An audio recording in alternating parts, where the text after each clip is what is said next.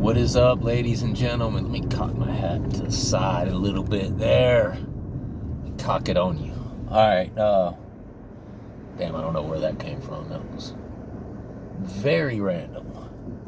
I apologize for any of you who were offended by my former comments.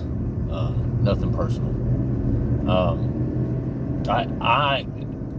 Corey, you can't cock it on anyone, dude. This is YouTube. Stop talking about cocking it on people. Just a guy on my lunch break is back. Somebody told me yesterday I should change my name now to Just a Guy Riding Home. Just a guy driving home from work. Nah.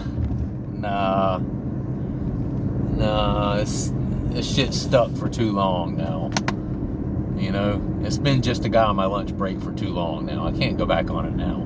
Plus, I have to recreate that thumbnail and shit. That was a pain in the ass to get that just right. In fact, I don't even know I still have the app that I did that thumbnail on for Just a Guy on my lunch break. No, I'm always going to be Just a Guy on my lunch break or Corey, whichever you guys prefer.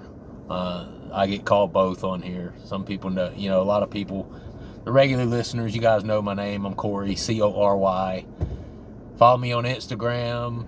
You can go look at all my arrogant modeling posts and stuff on Instagram. It's Corey Austin Official. No, but I've had a lot of people reach out to me on there too, message me and drop me videos and just telling me how they appreciate the channel. And I've had some people reach out to me and tell me some interesting things, and it's quite humbling. It's quite humbling. I've had a person tell me that I unknowingly impacted their marriage in a good way, and I was reading this and I was blown away by it. I was like, wow, I'm just some guy on my lunch break, dude. How is this possible? I guess God uses who He chooses and who He needs to use for certain things. Either way, and I had somebody, send me a picture of my video on their television, and he's watching it with his wife in the room. It's a different guy. He's watching it with his wife in the room, watching my videos, just me just rambling about the stuff that I ramble about from day to day. I don't know. I don't know why people like it. I guess because I'm just a real guy. I'm authentic. Heard that one quite a bit. I'm sharing an experience that a lot of people can relate to. And it's an experience that people are very passionate about, something like addiction, whether you consider yourself an addict or not, really doesn't matter. You're passionate about it either way, right? If you don't consider yourself an addict. Now, I've had people come on here before when I referred to addiction as a disease. Oh, shame on me. I've definitely had people, well, I've had at least one or two people pop on, addiction is not a disease. Okay, well, millions of people across the world, including millions of medical professionals, will care to differ and would disagree with you, but okay, go on about your business.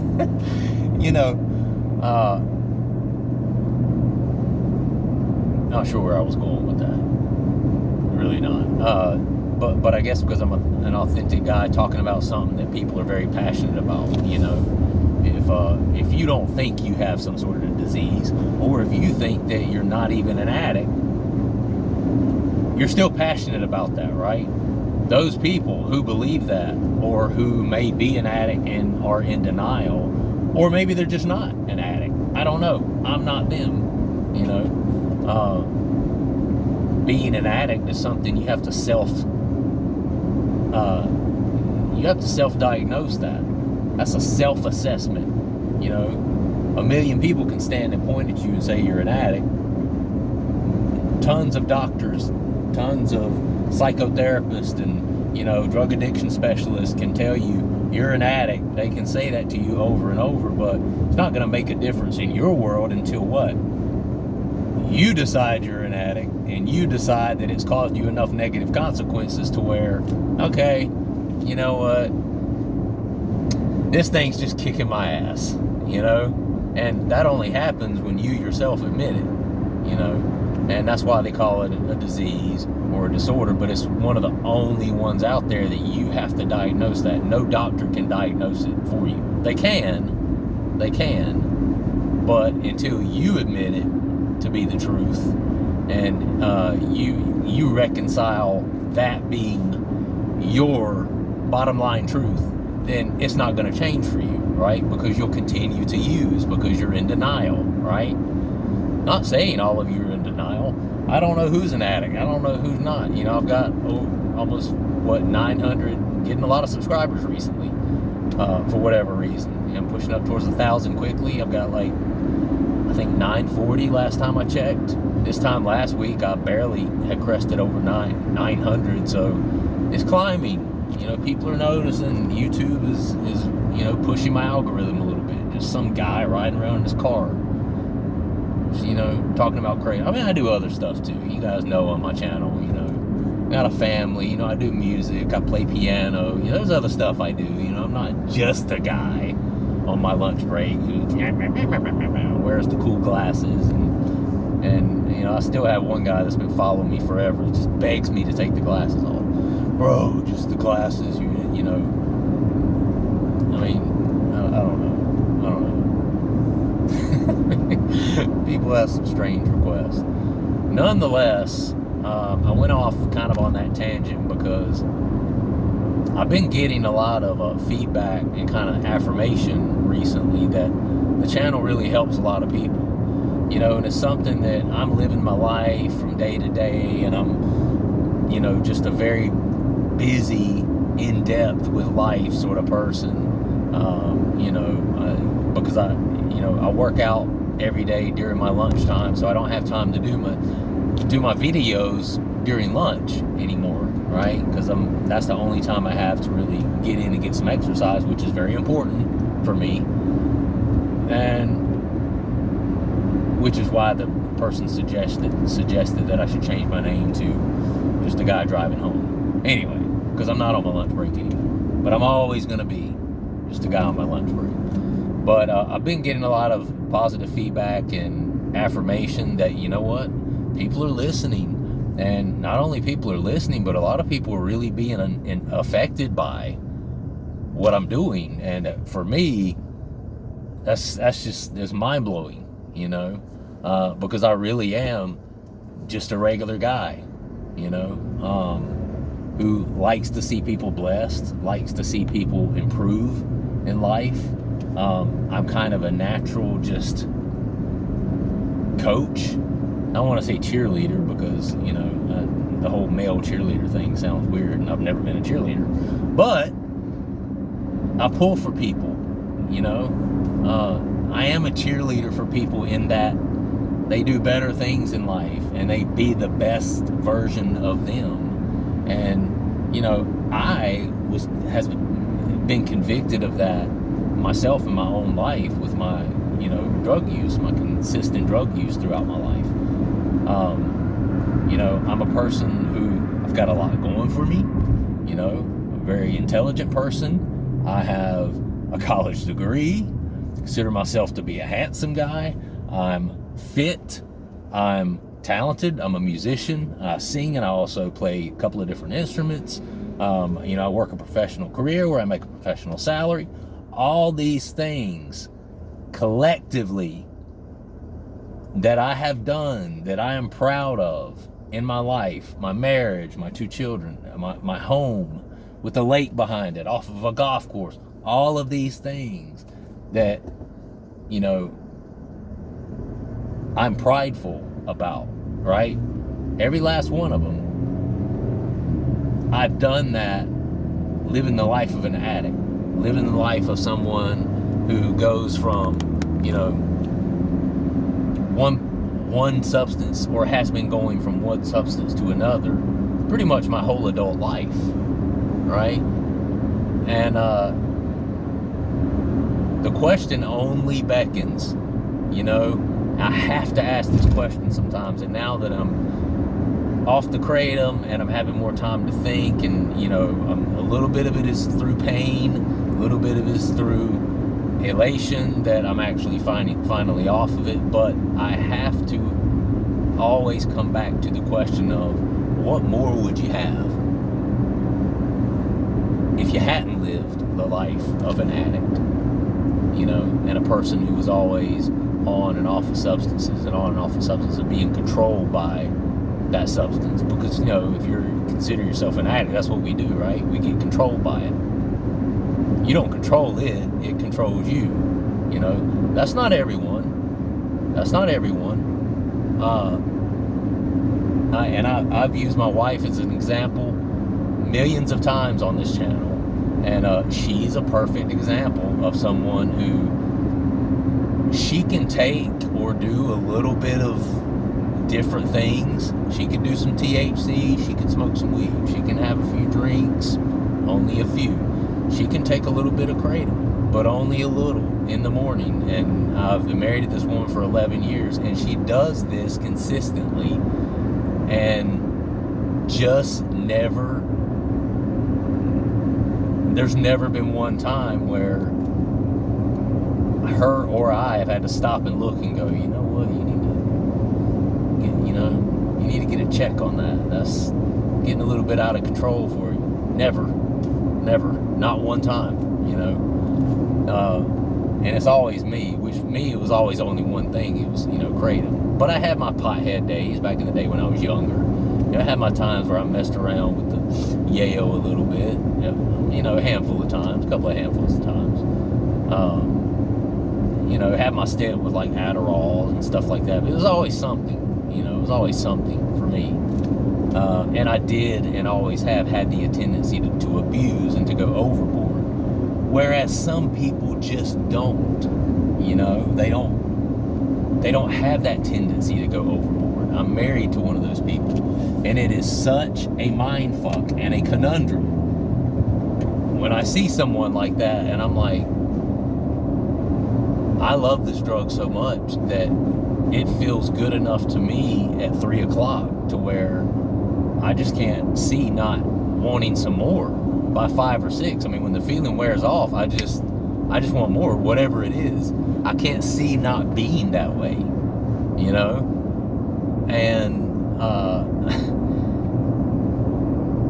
for many of us, that's one of the ways that you can tell if you're an addict. How can you tell? You know what? That's what I'm going to call this video. How can you tell if you're an addict? The way you can tell if you're an addict, and this is a very rudimentary, you know, artist interpretation, my interpretation, but artist interpretation of a fact. So it's not going to sound like straight fact, but this is just my version of the facts, if that makes sense, right? I'm an artist, I create. If you can take a look at other people who also are using some of the same or all of the same substances that you are, but they have the ability to go days, if not weeks, without using something, or even if they use it daily, they may use it once a day, and then they don't have any desire to go back to it later on, and continuously to compulse. Compulse? That's a word, right? It's compulsive for you. If for you, taking whatever drug of choice that you like becomes a compulsive tendency where you just do it over and over and over and over, and when the feeling wears off, you think about it again, you do it again. The feeling wears off, think about it again, you do it again. The feeling wears off, you think about it, do it again. There's something different about the brain of an addicted person than my wife or some of the other people that you might know or work with. Now, there's tons of people who have the addict brain, trust me, but there is just something different about it, and that difference is that compulsivity to do it over and over and over and over. As soon as the feeling wears off, you want it again. As soon as the feeling wears off, you want it again. You know, people who aren't addicts, that's not their mindset. They did it, cool, it was fun, you know, whenever time comes around, I'll do it again. I'm not actively searching it out. I'm not like, you know, calling a friend, yo, you got it, which, I know Kratom's legal, so you wouldn't be doing this with Kratom, but if it's any other substance, you know, you'd be on the horn with somebody, yo, what's up, what you got, you know? That's the difference in you, me, and my wife, you know. And my wife and I haven't had to sit down and have hard conversations about me, because I've always been doing something that was legal. I've always held up my business, you know. I'm you know, a responsible adult, work a good job, you know, all those things. But I've had to talk with myself multiple times, and of course I tell my wife everything, so she knows everything about me. I mean, to my pain pill addiction back in the day, she knows all of it. I hide nothing from her. She loves me despite it, through it, whatever, all of it. So there's no question, you know, at this point she knows everything. And so I've had to have that conversation with myself and with my wife about my substance use. We've never had to have that conversation about her. Speaking of, dude, I spoke her up. She's literally calling me right now. All right, I gotta go. Listen, I know this is a bunch of rambling, but, you know, 4 days off. As I've said to you guys, I did a really slow taper, so I'm not struggling too bad in terms of the sleep and stuff. And I don't want to keep repeating that every day. I'm not sleeping great. I'm waking up a few times here and there, and then sometimes having an hour or so where I kind of just lay there. But I'm not in withdrawal, really. I'm just still in that kind of, my brain's chemicals are all trying to figure out, you know, where they're gonna fall and find their baseline at and all that stuff. So sleep's still a little bit of a problem, but outside of that, I have no physical withdrawals.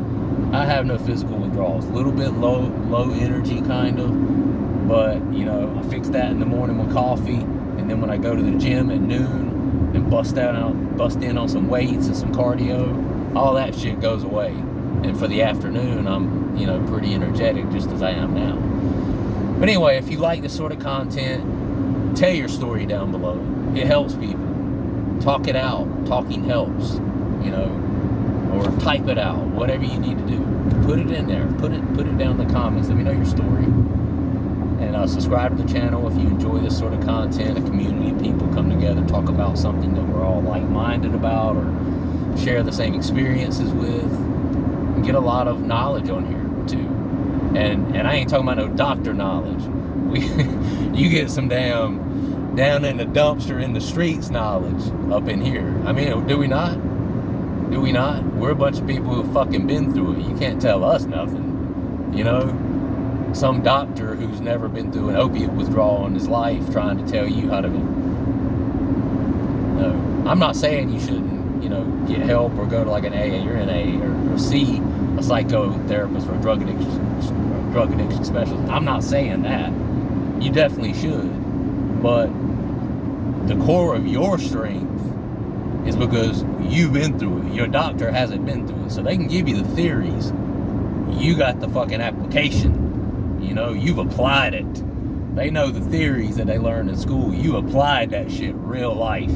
You know what that fucking withdrawal is. You know what that H withdrawal feels like. You know what that pain pill withdrawal feels like. You know what that damn Kratom withdrawal feels like when it drags on for, you know, 21 days and a month, and the acutes in the beginning and all that. You know what that's like. You know what I'm saying? So it's different. So if that's you, you might want to hit subscribe. All right. Love y'all. I gotta go. See ya.